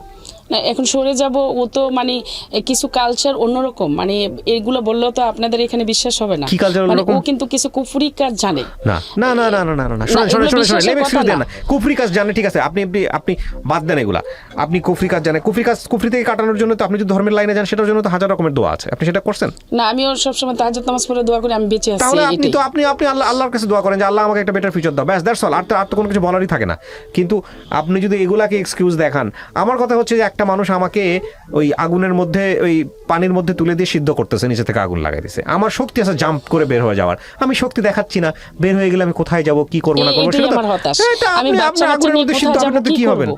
মানে এটা হতাশ, কারণ যার যার ফিউচার যার যার ফ্যামিলি তাড়াতাড়ি মেনটেন করতে চায়। শোনেন, আপনার উপরে যেমন আপনার গল্পটাই আপনি আমার নিতে চান না, আপনার বিরক্ত লাগছে, আর আমি যদি 3টে বাচ্চা নিয়ে কার উপরে যাব, মানে আমি এরকম একটা হতাশের মধ্যে 3টা ছিলাম। বাচ্চা নিয়ে আপনি মানে এরকম, হতাশের আপনি মধ্যে দেখেন ছিলাম। অপরাধগুলো কত হয়, অপরাধ যখন মানুষ সহ্য করতে থাকে তখন অপরাধের শিকড় এত বেশি শক্তিশালী হয়ে যায় যে ওখান থেকে মানুষ আর বের হতে পারে না। প্রথম বাচ্চাটা যখন এরকম একটা ঘটনা ঘটলো তখন যদি আপনি বের হয়ে আসতে পারতেন, প্রথম বাচ্চা হওয়ার আগে যদি আপনি বের হয়ে আসতে পারতেন, বের হয়ে আসার অনেকগুলো চান্স ছিল। যে মানুষ বিয়ের 2.5 ঘন্টার মধ্যে গায়ে হাত তোলে সে যে একটা মানুষ না, সে যে একটা অমানুষ, সে যে একটা সেন্সলেস টাইপের পারসন, যদি আপনার কথা সমস্ত সত্যি হয়ে থাকে, আমি একদম বারবার কোরআন বলতেছি, খেয়ে বলছি সত্যি, কোরআনের তাহলে এই পানি মানুষটার খেয়ে সঙ্গে বলছি। 28 বছর যে সংসার করে তার চেয়ে তো খারাপ মানুষ সে। আমার দৃষ্টিভঙ্গি তো হচ্ছে সেটা। খারাপই, এলাকার মানুষও কেউ বলে না ভালো, ওর আত্মীয় স্বজন ওর ভাগ্নেও বলে কই লাত্তি দিয়ে বের করে দাও, লাত্তি দিয়ে বের করে দাও। আপনার মানে আপনার আপনি মানে আপনি আমার কথা হচ্ছে এটা কেন করতেছেন? আমি দেখেন ইভা, আপনার মতো সমাজে ইভা অসংখ্য আছে। রুটি রুজি আল্লাহর হাতে, আল্লাহ রিজিকের ব্যবস্থা করে রাখছে। একটা মানুষের কন্টিনিউ অপরাধ করে যাবে, আপনি সেটা মুখ বুজে করে সহ্য করে যাবেন, এমন তো ওই না যে মেয়ে বলেই শুধু সহ্য করে গেছি, নাহলে আসলে আর্থিক অবস্থা দুর্বলতা বাপের বাড়িতে নেই, ঠিক আছে। আমি এই গল্পটা এই কারণে প্রচার করতেছি আজকে। দেখেন ইভা কেবলমাত্র সূচনা করেছিল, আমি পুরো গল্পটা নিতে পারলাম না, এখানে আমি নিতে চাইও না, কারণ আমার বাচ্চাদেরকে এখন আমার মেজো ভাই মানে হেল্প করে। আচ্ছা, আমি বৈষয়িক বিষয়তে যাচ্ছি না, আমি শুধু দেখাচ্ছি যে এইরকম একটা মানুষের সঙ্গে অনেক অনেক আমাদের সমাজের মেয়েরাই মুখ বুঝে অনেক কিছু সহ্য করে স্টে করে। এটা যেমন সত্য, এটা একটা মেয়ের জায়গা থেকে যেমন সত্য, এটা একটা ছেলের জায়গা থেকেও সত্য। এখানে ইভারা এসে বলে বলে মনে করার কোনো কারণ নাই যেটা একজনের ছেলের জীবনে হতে পারে না। অনেক ছেলেই আছে তার মান সম্মানের কথা ভেবে মাসের পর মাস, বছরের পর বছর এরকম তার জায়গা থেকে তার মতে অমানুষ, কিন্তু তারপরও সে সংসার করে যায়। ছেলেরা আসলে ভাবে বলতে চায় না। আর ছেলেদের ওই যে বললো যে সমাজ কি ভাববে, সমাজের চোখে আমরা সমাজটাকে এমনভাবে তৈরি করেছি, ছেলেদেরকে রেখেছি দানবের জায়গায়। মানে একটা ছেলে কখনো কাঁদতে পারবে না, একটা ছেলে কখনো অন্যায় করতে, একটা ছেলেকে একটা মেয়ে অন্যায় করতে পারে বা একটা মেয়ে অত্যাচার করতে পারে, একটা ছেলে এটা যদি কারোর কাছে গিয়ে বলে, থানাতে গিয়ে বলে, থানা বিশ্বাস করে না, মানুষের কাছে আসলে মানুষ হাসাহাসি করে। মানে ছেলেটাকে আমরা এমন একটা জায়গায় রেখেছি, এবং সেই সুযোগটাও যে একটা মেয়ে বা একটা নারী সংসারে নেয় না তা কিন্তু না, অনেক সময় নেয়। এবং একইভাবে একটা মেয়ের ক্ষেত্রেও এটা সত্য হতে পারে। অদ্ভুতভাবে আমাদের সমাজ কাঠামো কিংবা রাষ্ট্রীয় কাঠামো কিংবা আইনি কাঠামো এমনভাবে একটা ইমব্যালেন্স জাস্টিস করে রেখেছে, এই জায়গাটার একটা বড় ধরনের পরিবর্তন দরকার। এবং পরিবর্তনের সূচনাটা তখনই শুরু হবে যখন মানুষ স্পিক আউট করবে, যখন বেশি বেশি করে এই জিনিসগুলো বাইরে আসবে, এবং যখন বেশি বেশি করে মানুষ তাড়না অনুভব করবে, তখন এই জায়গাগুলোর পরিবর্তন হবে। ডেফিনেটলি সামাজিক যোগাযোগ মাধ্যমে এখানে একটা বড় ধরনের ভূমিকা রাখছে। এখানে আমরা দেখি যে কিছুদিন আগে, আমি নাম মেনশন করছি না, একজন ক্রিকেটার তিনি যাকে বিয়ে করলেন তিনি আরেকজনের বিবাহিত বউ ছিলেন। আমি জানি না ইন্টারনাল কেস কি, বাট এগুলো আমাদের সমাজে এখন স্পিক আউট হচ্ছে। শুধু এটা না, আরও অনেক বিষয় আছে যেগুলো হয়তো একটা ছেলে মুখ ফুটে বলেন না, বা বললেও আমরা এভাবে বিশ্বাস করতে চাই না। কারণ আমরা ধরে নেই আমরা নারীদেরকে এমন একটা জায়গায় রেখেছি, নারী শব্দের শাব্দিক অর্থ রেখেছি অবলা, যারা কিছু করতে জানেন না। এটাও যেমন সত্য নয়, ঠিক একইভাবে একটা ছেলে যে একটা নারীর উপরে চরমভাবে অত্যাচার করেন না, সেটাও তেমন সত্য নয়। কিন্তু এই অপরাধগুলো মুখ বন্ধ করে সুযোগ থাকার পরেও বছরের পর বছর, 1 বছর না, 2 বছর না, 3 বছর না, 28 বছর ধরে মেনে নেওয়াটা এক ধরনের অপরাধ। নিঃসন্দেহে এটা একটা অপরাধ, ভয়ঙ্কর রকমের অপরাধ। এবং এই অপরাধটা শুধু নিজের প্রতি না, এই অপরাধটা সন্তানদের প্রতিও। কারণ যদি দুইজন মানুষের একসাথে থাকাটা যদি সন্তানের জন্যই হয়ে থাকে, তাহলে ওই সন্তানের বেটার ফিউচার যদি আপনি নিশ্চিত করতে না পারেন, ডেফিনেটলি এটা আপনি অন্যায় করছেন।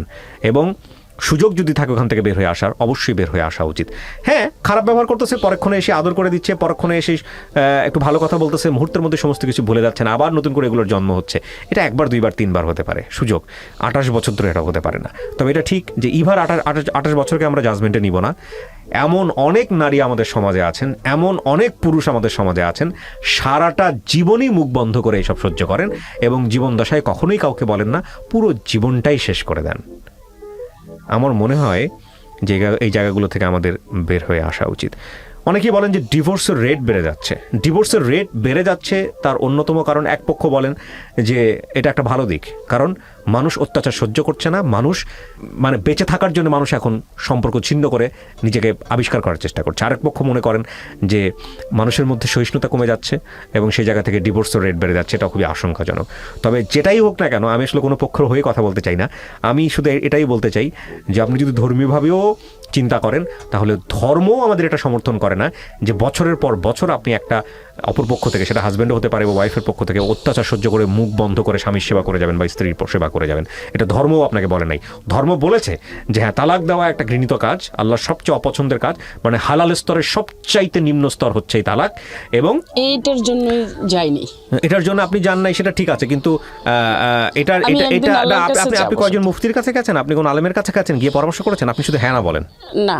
আচ্ছা, তাহলে আমার মনে হয় পরামর্শ করেন, আপনার এখনো সুযোগ আছে। হ্যাঁ, যে আমার স্বামী এরকম অত্যাচার করে, এইভাবে করে। না, আমাকে অনেকেই বলছে, আমার ওর রিলেটিভরা, ওর বোনের জামাই, ওর বোনেরও বলছে যে তুমি ওকে ডিভোর্স দিয়ে দাও।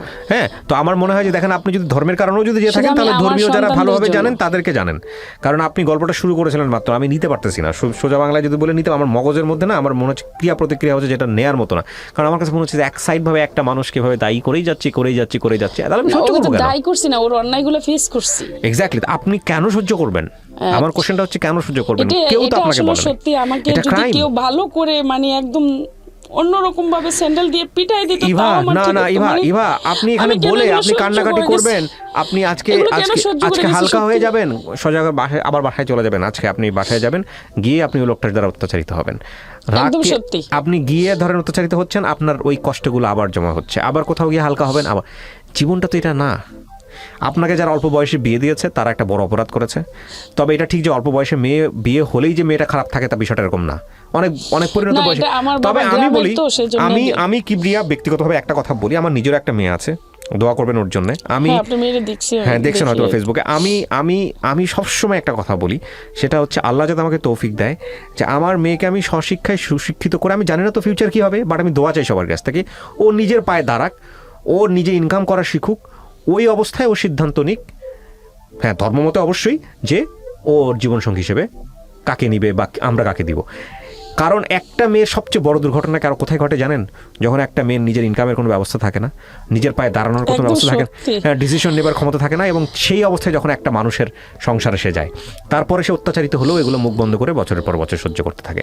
আমি আপনাদেরকে বলবো, যারা কন্যার পিতা আছেন, ছেলের চাইতে বেশি গুরুত্ব দিবেন আপনারা এই জায়গাটায়। কারণ আমাদের সমাজটা তো পুরুষতান্ত্রিক সমাজ, এবং সেই জায়গাটায় একটা মেয়েকে বেশি প্রায়োরিটি দেন শিক্ষার দিক থেকে এবং স্বনির্ভরতার দিক থেকে। যেভাবেই হোক না কেন, যদি চাকরি না করেন, ব্যবসা করান, চাকরি ছাড়াও পৃথিবীতে বহু ইনকামের রাস্তা আছে। সমাজের দিকে শুধু অ্যাটলিস্ট ও বৈধ উপায়ে আয় করতে পারে, সেরকম একটা জায়গায় ওকে দাঁড় করানোর পরে তারপরে ওকে বিয়ে শাদী দেন, যাতে করে ও জীবনে কেউ যদি ওর সাথে অন্যায় করে, ও যেন সিদ্ধান্ত নিতে পারে। আমাদের এটা একটা সবচেয়ে বড় মানে ভুলের জায়গাটা, বাবা মায়ের জায়গা থেকে। মেয়ে একটু বড় হয়ে গেছে, দুইটা ছেলে টিস করতেছে, কার সাথে না কার সাথে ভেগে যাবে, ক্লাস 8-9 পরে, এইটা হচ্ছে কোন দিন কার সাথে চলে যায়, ওর তাড়াতাড়ি বিয়ে দিয়ে দাও। এবং বিয়ে দেওয়ার পরে যে জীবনটা শুরু হয়, এটা হচ্ছে মানে আগে ছিল প্রবলেম বাইরে, এখন তখন প্রবলেমটা ঘরের মধ্যে ডেকে নিয়ে আসে।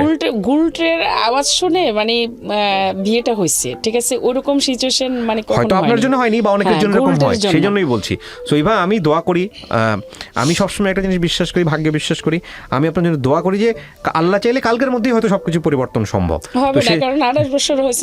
না, আমি আপনার জীবনের কথা বলতেছি, সে যে কোনো ভাবেই হতে পারে। আমি প্রিয় দর্শক এবং শ্রোতা, আপনাদেরকে ধন্যবাদ জানাই যে আমার সঙ্গে এতক্ষণ আপনারা ছিলেন। ইভা, আপনাকেও ধন্যবাদ। আমি অত্যন্ত দুঃখিত, পুরো গল্পটা আমি নিতে পারলাম না। এই 4-5 ঘন্টায় আপনার গল্প শেষ হবে না, আমি জানি, এটা আমি নিশ্চিতভাবে বলতে পারি। এবং তবে এটা ঠিক যে জীবনে যদি একদিনও সময় থাকে নিজেকে সঠিক পথে নেবার, সেটাই সঠিক সিদ্ধান্ত হবে, অন্তত সন্তানের জন্য, সেটা যেই হোক না কেন, সিদ্ধান্ত আপনার। সঠিক সময় আর কি হবে, এখন তো ডিভোর্স দেওয়ার সময় না, আমি ডিভোর্সের কথা বলবো না, সঠিক সিদ্ধান্ত আপনার সন্তানের জন্য, যেটা আপনার বেটার মনে হয়। মানে এইটাই তো সঠিকটাই তো পালন করলাম, যে ওর সবকিছু মুখ বুঝে সন্তানের জন্য। না, এটা ডেফিনেটলি না। আমি এটা যদি ওরকম রেগুলার প্র্যাকটিস হয়ে থাকতো, আমি ওকে পুলিশ দিয়ে ধরে হলেও আমি বলতাম যে ওকে যে কোনো ভাবেই হোক, ওকে পুলিশ কাস্টাডি নিতে হবে, ওর বিচার হোক, যা ও করছে।